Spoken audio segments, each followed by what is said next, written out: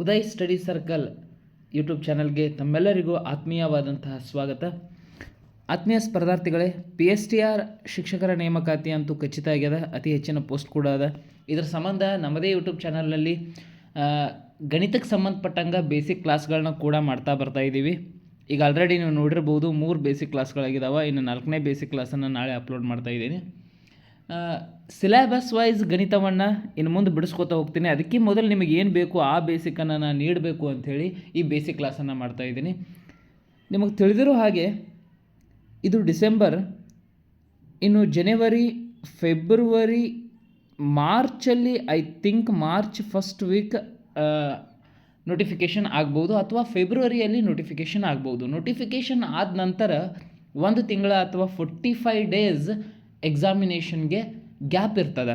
For example, February last week ಏನಾದರೂ notification ಆಯಿತು ಅಂದರೆ ಮಾರ್ಚ್ ಲಾಸ್ಟ್ ವೀಕ್ ಅಥವಾ ಏಪ್ರಿಲ್ ಫಸ್ಟ್ ವೀಕಲ್ಲಿ ಎಕ್ಸಾಮಿನೇಷನ್ ಕಂಡಕ್ಟ್ ಮಾಡ್ತಾರೆ. ಓಕೆ, ಭಾಳ ಜನ ಕಮೆಂಟ್ ಸೆಕ್ಷನ್ ಒಳಗೆ ಹಾಕಿದ್ರಿ, ಸರ್ ಯಾವಾಗ ನೋಟಿಫಿಕೇಷನ್ ಮಾಡ್ತಾರೋ ಯಾವಾಗ ಎಕ್ಸಾಮ್ ನಡೀತದೆ ಅಂತ. ಈ ರೀತಿ ಎಕ್ಸಾಮಿನೇಷನ್ ಪ್ರೊಸೆಸ್ ಇರ್ತದೆ. ಈಗ ನೀವೆಲ್ಲ ಮೊನ್ನೆ ಬರೆದಂತಹ TETಯ ಒಂದು ರಿಸಲ್ಟನ್ನು ಈ ಡಿಸೆಂಬರ್ ಲಾಸ್ಟ್ ವೀಕ್ ಅಥವಾ ಜನವರಿ ಫಸ್ಟ್ ವೀಕಲ್ಲಿ ಕೊಡುವಂಥ ಪ್ರಯತ್ನ ಮಾಡ್ತಾರೆ. ಅದಾದಮೇಲೆ ಕೆಲವೊಂದಿಷ್ಟು PSTRಗೆ ಸಂಬಂಧಿಸಿದಂಥ ಕೆಲವೊಂದಿಷ್ಟು ರೂಲ್ಸ್ಗಳದಾವೆ, ನಿಯಮಗಳದಾವೆ. ಅವುಗಳ ತಿದ್ದುಪಡಿ ಮಾಡಿ ಅದನ್ನು ಅಧಿಕೃತವಾಗಿ ಸುತ್ತೋಲೆಯ ಮೂಲಕ ಅಥವಾ ಸರ್ಕ್ಯುಲರ್ನ ಮೂಲಕ ಹೊರಡಿಸ್ತಾರೆ. ಅದೆಲ್ಲ ಪ್ರೊಸೆಸ್ ಆದಮ್ಯಾಗ ಫೆಬ್ರವರಿ ತಿಂಗಳದೊಳಗೆ ನೋಟಿಫಿಕೇಷನ್ ಆಗುವಂಥ ಚಾನ್ಸಸ್ ಹೆಚ್ಚದ. ಇದೆಲ್ಲ ಅಂದ್ಕೊಂಡಂಗೆ ಕರೆಕ್ಟ್ ಆದ್ರೆ ಓಕೆ. ಮತ್ತು ಇದು ನನ್ನ ವೈಯಕ್ತಿಕ ಒಂದು ಅಭಿಪ್ರಾಯ, ಹಿಂಗಿರ್ಬೋದು. ಫೆಬ್ರವರಿ ಒಳಗೆ ನೋಟಿಫಿಕೇಷನ್ ಆಯಿತು ಅಂದ್ರೆ ಮಾರ್ಚ್ ಲಾಸ್ಟ್ ವೀಕ್ ಅಥವಾ ಏಪ್ರಿಲ್ ಫಸ್ಟ್ ವೀಕ್ ಎಕ್ಸಾಮಿನೇಷನ್ ನಡೆಸ್ತಾರೆ. ಓಕೆ, ಹಾಗಾಗಿ ನೀವೆಲ್ಲರೂ ಅಧ್ಯಯನವನ್ನು ಇನ್ನೂ ಜಾಗೃತಗೊಳಿಸ್ಬೇಕಾಗ್ತದೆ. ಇಲ್ಲಿ ನಮಗೆ ಡಿಸೆಂಬರನ್ನು ಹಿಡಿದ್ರೆ ಅಥವಾ ಈ 10 ಡೇಸನ್ನು ಬಿಡಿರ್ಬೇಕಾದ್ರೆ ಜನವರಿ, ಫೆಬ್ರವರಿ, ಮಾರ್ಚ್, ಏಪ್ರಿಲ್ ಅಂದರೆ ಒಂದು 3 ತಿಂಗಳ ಒಂದು ಕಾಲಾವಧಿ ಸಿಗ್ತದೆ ಬರೋಬ್ಬರ್ ಸ್ಟಡಿ ಮಾಡೋಕೆ. ಈ 3 ತಿಂಗಳೊಳಗೆ ಎಷ್ಟು ಬೇಕೋ ಅಷ್ಟೆಲ್ಲವನ್ನು ಕವರ್ ಮಾಡಿಕೊಡುವಂಥ ಜವಾಬ್ದಾರಿ ನಾವು ನಮ್ಮ ಯೂಟ್ಯೂಬ್ ಚಾನಲ್ ವತಿಯಿಂದ ವಹಿಸ್ಕೊಂಡಿದ್ದೀವಿ. ಬೇಸಿಕ್ ಕ್ಲಾಸ್ಗಳು ಒಂದು ಸ್ವಲ್ಪ ಮುಗಿಲಿ, ಅದಾದ ನಂತರ ಸಿಲೆಬಸ್ ಕ್ಲಾಸ್ಗಳನ್ನ ಸ್ಟಾರ್ಟ್ ಮಾಡ್ತೀನಿ. ಅದು ಭಾಳ ಸ್ಪೀಡ್ ಹೋಗ್ತದೆ ಸಿಲೆಬಸ್ ಕ್ಲಾಸ್. ಯಾಕಂದರೆ ನಿಮಗೆಲ್ಲ ಬೇಸಿಕ್ ಗೊತ್ತಾಯಿತು ಅಂದರೆ ಸಿಲೆಬಸ್ ಹೇಳೋದು ಅಷ್ಟೇನು ಕಠಿಣ ಆಗಂಗಿಲ್ಲ. ಫಸ್ಟ್ ಬೇಸಿಕನ್ನು ನಾವು ಚೆನ್ನಾಗಿ ತಿಳ್ಕೊಬೇಕಾಗ್ತದೆ. ಇನ್ನು ಅದ್ರ ಜೊತೆಗೆ ಇನ್ನೊಂದು ಸಬ್ಜೆಕ್ಟ್ ಆದಂತಹ EVS ಕೂಡ ಅಷ್ಟೇ ಇಂಪಾರ್ಟೆಂಟ್, ಎನ್ವೈರ್ಮೆಂಟಲ್ ಸೈನ್ಸ್ ಅಂತ ಕರಿತೀವಿ. ಇದ್ರ ಜೊತೆಗೆ ಪ್ಲಸ್ ವಿಜ್ಞಾನವನ್ನು ಆ್ಯಡ್ ಮಾಡ್ತಾರೆ. ಸರ್, ವಿಜ್ಞಾನಕ್ಕೂ EVSಗೂ ಏನು ಡಿಫ್ರೆನ್ಸ್ ಅಂದ್ರೆ ಅವರ ಹೆಸರಷ್ಟೇ ಕೊಟ್ಟಿದ್ದಾರೆ ಅಥವಾ ಸಿಲೆಬಸ್ನಲ್ಲಿ EVS ಅಂತ ಅಷ್ಟೇ ಹೇಳಿದ್ದಾರೆ. ಆ್ಯಕ್ಚುಲಿ ಹೆಚ್ಚಿನ ಪ್ರಶ್ನೆಗಳು ವಿಜ್ಞಾನದಾಗ ಇರ್ತಾವೆ. ವಿಜ್ಞಾನ ಮತ್ತು 3 ಶಾಖೆಗಳಾಗಿ ಹೊಡಿತದೆ. ಒಂದು ಭೌತಶಾಸ್ತ್ರ, ಒಂದು ರಸಾಯನಶಾಸ್ತ್ರ ಹಾಗೂ ಇನ್ನೊಂದು ಜೀವಶಾಸ್ತ್ರ. ಈ ಪ್ರಶ್ನೆಗಳು ಹೆಚ್ಚಾಗಿ ಬರುವಂತಹ ಕಾರಣ ನಿಮಗೆಲ್ಲರಿಗೂ ಸಿಲೆಬಸ್ ಕಾಪಿಯನ್ನು ನೋಡಿರ್ತಾರೆ. ನೀವು ಭೌತಶಾಸ್ತ್ರದೊಳಗೆ ಚಲನೆ ಆಗಿರ್ಬೋದು, ಗುರುತ್ವ ಆಗಿರ್ಬೋದು, ವಿದ್ಯುತ್ ಶಕ್ತಿಯ ಸಂಬಂಧಿತ ಪಾಠಗಳಾಗಿರ್ಬೋದು, ಬೆಳಕು ಆಗಿರ್ಬೋದು, ಈ ಬಲ ಮತ್ತು ಚಲನೆಯ ನಿಯಮಗಳಾಗಿರ್ಬೋದು, ಈ ರೀತಿಯ ಪಾಠಗಳು ಹೆಚ್ಚಿದ್ರೆ ರಸಾಯನಶಾಸ್ತ್ರದೊಳಗೆ ಪರಮಾಣು, ಅಣು, ರಾಸಾಯನಿಕ ವರ್ತನೆಗಳು ಯಾವ ರೀತಿ ಆಗ್ತಾವೆ, ವಿಶೇಷವಾಗಿ ರಾಸಾಯನಿಕ ಕ್ರಿಯೆಗಳ ಬಗ್ಗೆ, ಆಮ್ಲ, ಪ್ರತ್ಯಾಮ್ಲ, ಲೋಹ, ಅಲೋಹಗಳ ಬಗ್ಗೆ, ಲವಣಗಳ ಬಗ್ಗೆ, ಈ ರೀತಿಯಾದಂಥ ಹೆಚ್ಚುವರಿ ಪಾಠಗಳು, ದ್ರವ್ಯದ ಸ್ಥಿತಿಗಳು, ಘನ, ದ್ರವ, ಅನಿಲದ ವಿಶೇಷವಾದಂತಹ ಮಾಹಿತಿಗಳು ಇಲ್ಲಿ ರಸಾಯನಶಾಸ್ತ್ರದಾಗ ನಾವು ನೋಡ್ತೀವಿ.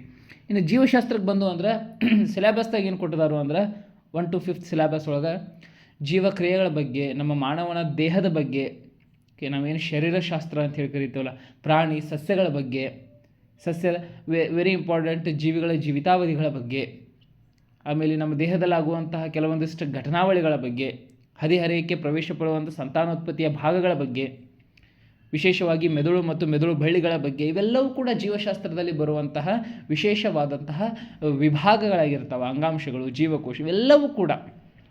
ಹಾಗಾಗಿ ಇವನ್ನೆಲ್ಲವನ್ನು ದೃಷ್ಟಿಕೋನ ಇಟ್ಕೊಂಡು ನಾ ಈ ಕ್ಲಾಸನ್ನು ಕಂಟಿನ್ಯೂ ಮಾಡ್ತಾಯಿದ್ದೀನಿ. ಡೈಲಿ ಒಂದೊಂದು ಕ್ಲಾಸನ್ನು ಅಪ್ಲೋಡ್ ಮಾಡುವಂಥ ಪ್ರಯತ್ನ ಕೂಡ ಮಾಡ್ತಾಯಿದ್ದೀನಿ. ಇವತ್ತಿಂದು ಕ್ಲಾಸ್ 1 ಆಗಿರ್ತದೆ. ಓಕೆ, ಇವತ್ತು ಕೆಲವೊಂದಿಷ್ಟು ವಿಶೇಷ ವಿಷಯಗಳನ್ನು ನಿಮ್ಮ ಮುಂದೆ ತರುವಂಥ ಪ್ರಯತ್ನವನ್ನು ಮಾಡಿದ್ದೀನಿ. 5ನೇ ತರಗತಿ, 6ನೇ ತರಗತಿ, 7ನೇ ತರಗತಿ, 8ನೇ ತರಗತಿ, 9 ಮತ್ತು 10ನೇ ತರಗತಿ, 5ರಿಂದ 10ನೇ ತರಗತಿಯ ಟೆಕ್ಸ್ಟ್ ಬುಕ್ ಒಳಗಿರುವಂಥ ವಿಶೇಷ ಮಾಹಿತಿಯನ್ನು ಫಸ್ಟ್ ಕವರ್ ಮಾಡ್ತೀನಿ. ಆಮೇಲೆ ನನಗೆ ಕೆಲವೊಂದಿಷ್ಟು ನನಗೆ ಬೇಕಾದಂತಹ ಕೆಲವೊಂದಿಷ್ಟು ಪಾಯಿಂಟ್ಸ್ಗಳನ್ನು ಕೂಡ ಕವರ್ ಮಾಡುವಂತಹ ಒಂದು ವಿಶೇಷವಾದಂತಹ ಒಂದು ಕಾನ್ಸೆಪ್ಟನ್ನು ನಾನು ಹೊತ್ಕೊಂಡು ನಿಮ್ಮ ಮುಂದೆ ಬಂದಿದ್ದೀನಿ. ಇದನ್ನೆಲ್ಲ ಮಾತಾಡಬೇಕಾಗಿತ್ತು ನಿಮ್ಮ ಜೊತೆ. ಓಕೆ, ಮಾತಾಡಿದ್ದೀನಿ.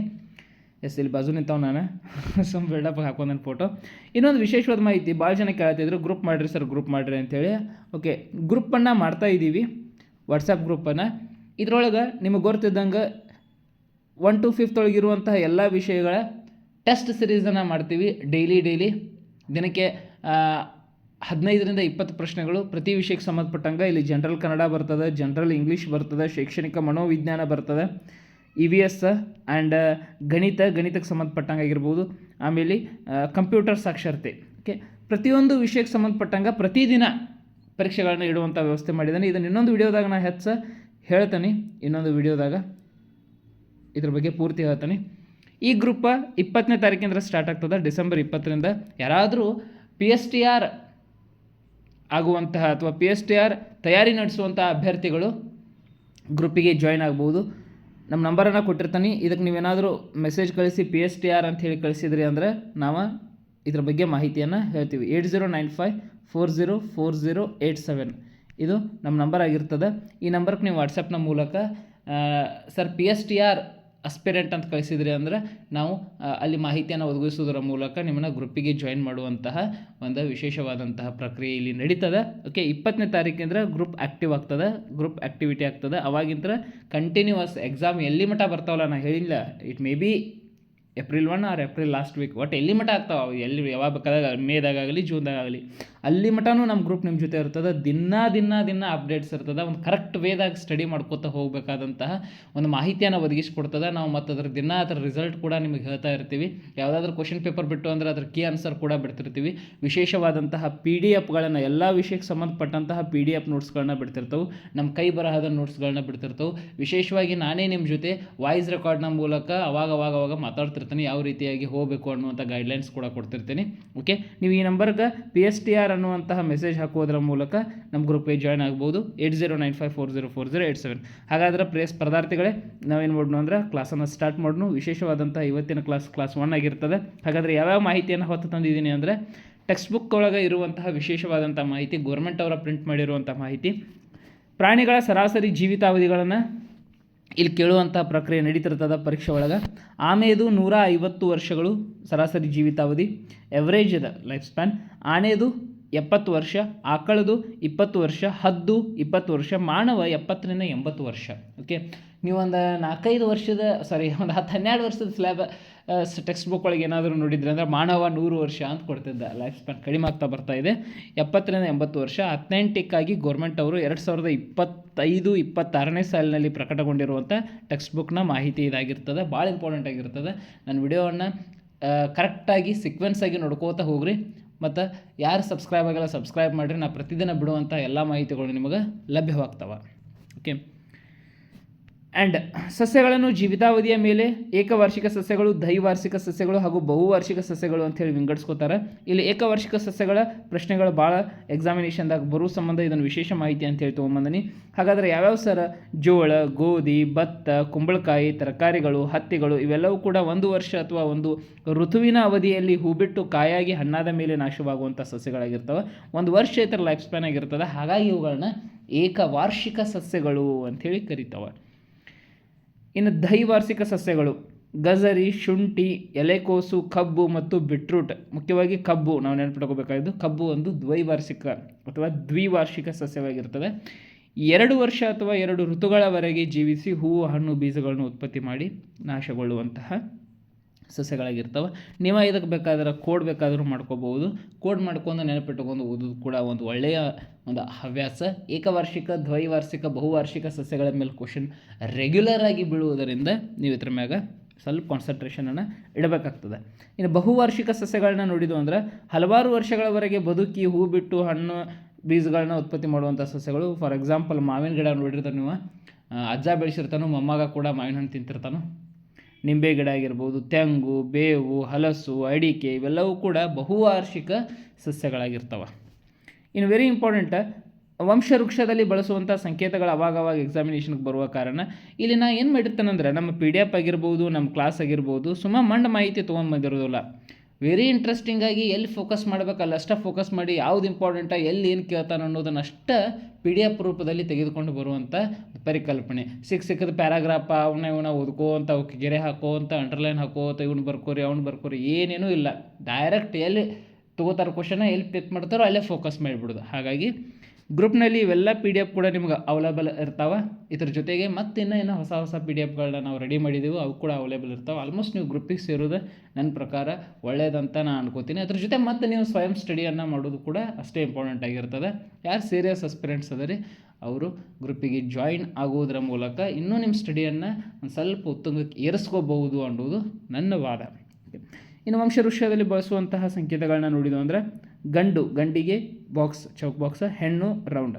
ಹಿಂಗೆ ಚೌಕ್ ಬಾಕ್ಸ ರೌಂಡ್ ಹಾಕಿರಂದ್ರೆ ಗಂಡ ಹೆಂಡತಿ ಅಂತ ತಿಳ್ಕೊಬೇಕು. ಚೌಕ್ ಬಾಕ್ಸ ರೌಂಡ್ ಹಾಕಿ ಮತ್ತು ಕೆಳಗೆ ಚೌಕ್ ಬಾಕ್ಸ ರೌಂಡ್ ಹಾಕಿದ್ರೆ ತಂದೆ ತಾಯಿಗೆ ಜನಿಸಿದಂಥ ಮಕ್ಕಳು, ಒಂದು ಗಂಡು ಮಗು ಒಂದು ಹೆಣ್ಣು ಮಗು. ಓಕೆ, ಹಿಂಗೆ ಚೌಕ್ ಬಾಕ್ಸ ಇನ್ನೊಂದು ರೌಂಡ್ ಹಾಕಿ ಕೆಳಗೆ 2 ಚೌಕ್ ಬಾಕ್ಸ್ ಇದ್ದು ಅಂದರೆ ಇಬ್ಬರು ಗಂಡು ಮಕ್ಕಳದಾರು ಅಂತ ತಿಳ್ಕೊಬೇಕು. ಓಕೆ, ಈ ರೀತಿಯಾದಂಥ ವಂಶವೃಕ್ಷದಲ್ಲಿ ಬಳಸುವಂಥ ಒಂದು ಸಂಕೇತಗಳು.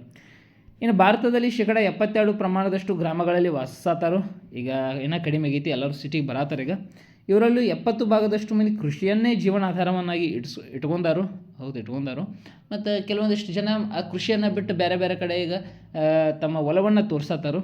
ಕೃಷಿಯೊಂದಿಗೆ ಹೈನುಗಾರಿಕೆ, ಕೋಳಿ ಸಾಕಾಣಿಕೆ, ಮೀನುಗಾರಿಕೆ, ರೇಷ್ಮೆ ಹುಳು ಸಾಕಾಣಿಕೆ ಮುಂತಾದ ಉಪಕಸುಬುಗಳು ಏನದಾವಲ್ಲ ಇವ ಅತ್ಯಂತ ಹೆಚ್ಚಿನ ಆದಾಯಕರವಾದಂತಹ ಕಸುಬುಗಳದಾವು. ಇದನ್ನು ಮಾಡತ್ತಾರೆ ಈಗ ಆ್ಯಕ್ಚುಲಿ ಹಳ್ಳಿ ಒಳಗೆ. ನೇಕಾರ, ಕಮ್ಮಾರ, ಬಡಗಿ, ಬುಟ್ಟಿ ಹೆಣೆಯುವ ಇತ್ಯಾದಿ ಕಸುಬುಗಳನ್ನು ಹಳ್ಳಿಗಳಲ್ಲಿ ನಾವು ಕಾಣಬಹುದು. ಕೃಷಿ ಚಟುವಟಿಕೆಗೆ ಮಳೆಯನ್ನು ಅವಲಂಬಿಸಿದ್ದಾರೆ. ನೈರ್ಮಲ್ಯ, ಆರೋಗ್ಯ, ಶಿಕ್ಷಣ, ಉದ್ಯೋಗ ಸಂಬಂಧಿ ಸಮಸ್ಯೆಗಳು ಗ್ರಾಮದಾಗ ಅದಾವು. ಗ್ರಾಮಗಳ ಅಭಿವೃದ್ಧಿಗಾಗಿ ಸರ್ಕಾರವು ಅನೇಕ ಕಾರ್ಯಕ್ರಮಗಳು ಹಮ್ಮಿಕೊಂಡಿದೆ. ವಿಶೇಷವಾಗಿ ನಾನು ತಂದಿದ್ದು ಕಾರ್ಯಕ್ರಮಗಳ ಬಗ್ಗೆ.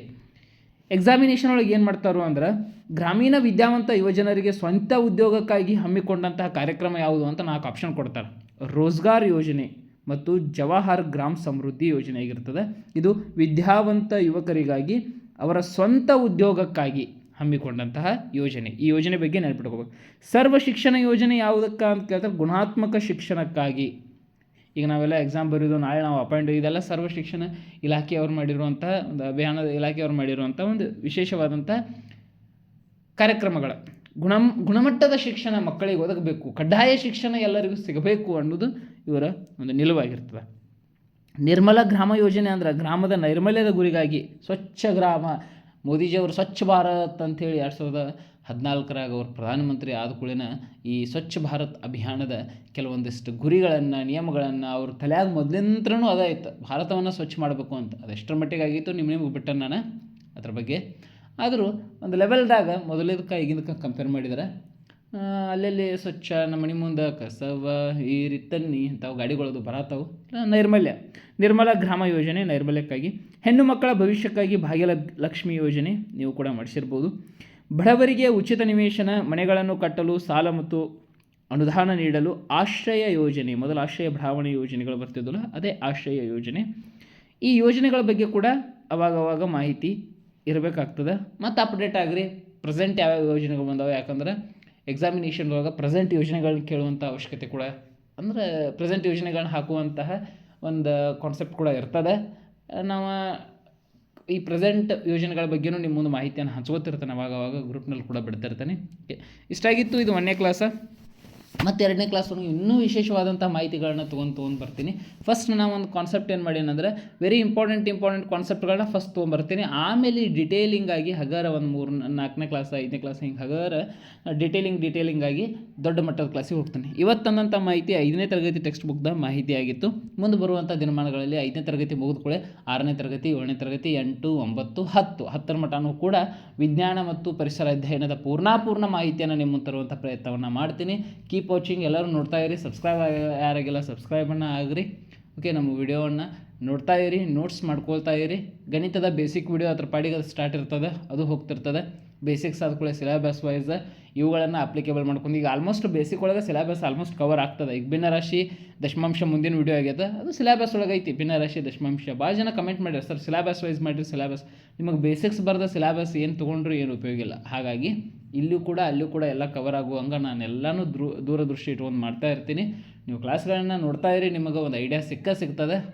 ಓಕೆ, ಎಲ್ಲರಿಗೂ ಥ್ಯಾಂಕ್ ಯು. ಇಲ್ಲಿಗೆ ಈ ವಿಡಿಯೋವನ್ನು ಮುಗಿಸ್ತಾ ಇದ್ದೀನಿ.